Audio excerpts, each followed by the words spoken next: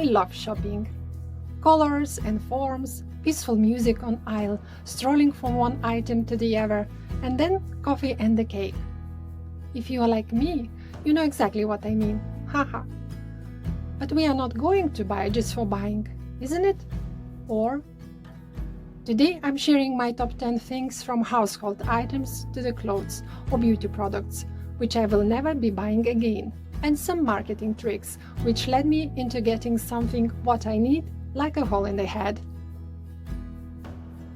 Let's go. Different color guest toilet towels.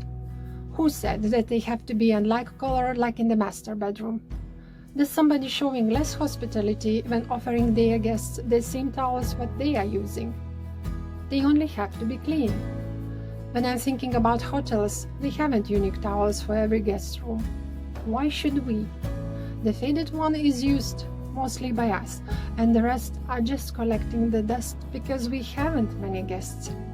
So I would never be buying them again. If you are like me, you are also happy that environmental friendly and sustainable solutions are on vogue today and highly appreciated. Therefore, finding those white, viscose, washable, absolutely inexpensive wipes, I was very proud about myself.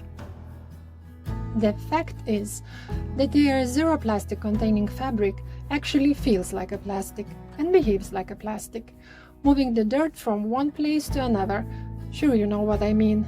Has quite low absorption and seems to be easy ruptured, which I have to be fair isn't the case. But it's definitely not on my shopping list anymore when I will run out of them.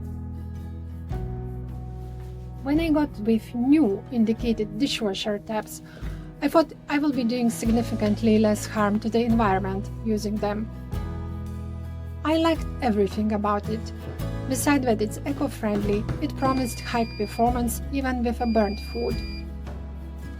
And also the package is biodegradable. Yay! Let's see. I had some porridge night before, which I didn't burn. In this pot I cooked it. This plate still has banana rest, and from this plate was eaten, an apple pie. Furthermore, with a wooden spoon I mixed the porridge. And now have to wash it again, by hand. How does it cherish an environment? Not significantly. By the way, about biodegradable packages. The energy required to convert biomass into an easy biodegradable plastic means that its production is not as environmentally friendly as first conceived, and cost can be drastic. 80 tabs package in our supermarket costed 15 euros, and this product just not worth it. Furthermore, there are two bigger cleaning solution issues. I have a very exciting story behind the buying this floor mop set. Once I need it, I got one of the most popular here and owned this for quite a few years. But where to begin with complaints? One needs a power to attach the mop cloth. It's been broken still within a warranty period, and it's making some squeaky noise during mopping. It does not squeeze the water well enough and leaves all over quite wet streaks, which takes ages to dry completely, always followed by dry watermarks on the floor. Maybe it's just me, but I wouldn't be spending 50 euros on it again. The next issue is this Bosch Joop Pro Animal Silent Vacuum Cleaner. I wanted it badly once I saw an appealing commercial of it. The problem is that this thing is so heavy and not that silent at all. I mean, it has a silent function, but then its suction capacities are almost non-existent. Pro Animal attachment is absolutely efficient, but it's making unbearable noise. I was using this silent head the most of time, but couldn't get underneath the couch and narrow nooks and crannies, and lately I just switched to those two tiny things. And the terrific issue is a filter. I mean, it is completely normal that it gets clogged due to the using. Good news, this vacuum cleaner is equipped with self-cleaning function, which sadly is not very efficient. I have to clean it manually and it's just a pain.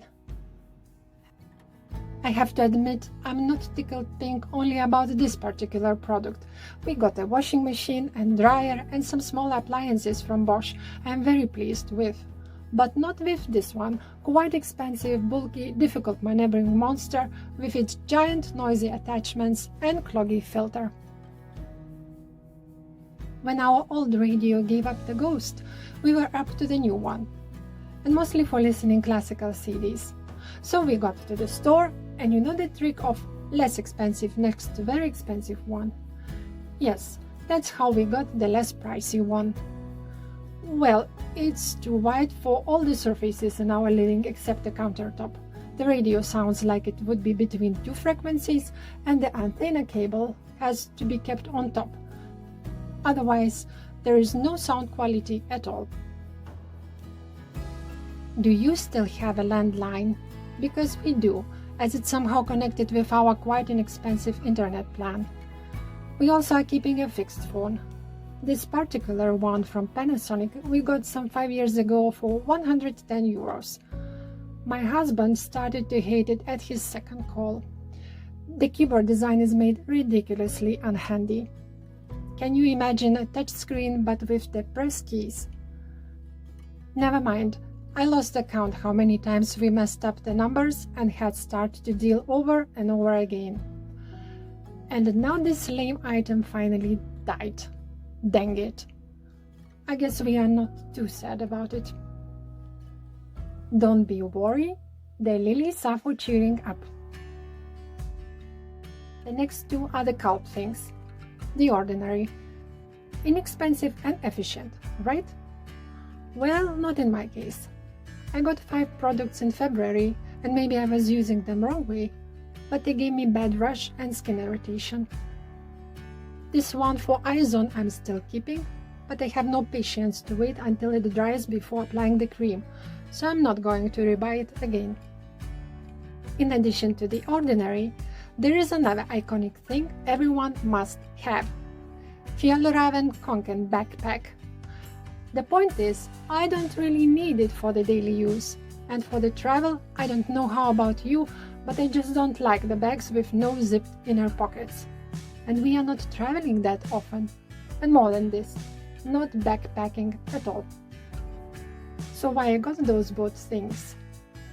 A marketing trick is called social proof, which means that people are willing to do something when other people doing it or finding it right. By the way, does someone know whether it ever wears off? My number 10 is a bonus. Little Red Riding Hood. Okay, a big one. Initially, I was looking for some knee-long, thicker classical cut navy coat for a winter. From those 4 conditions, one is right. Yes, it's a knee-long. The label screamed that it's a cashmere, but in fact, it's just 10%, which makes this coat too warm for the summer and too cold for a winter. In addition, it has a hoodie, which makes it difficult to style. For 3 years, I'm wearing this red thing like a punishment. Nothing like this, madam, which I saw once in Montmartre. To wrap it up, we are usually making sober decisions on what we are spending and how much, but sometimes we're coming up with not necessarily best buyings ever, and with more material to declutter afterwards. Sometimes also some marketing tricks are crossing our path. So when you next time are looking for purchasing, for instance, a brand new Marshall radio, reflect, is it this what you need in the first place? If you liked this video, give me the thumbs up. Also consider subscribing, as it helps my channel to grow up. Thanks for watching, greetings from Luxembourg, and see you in the next one.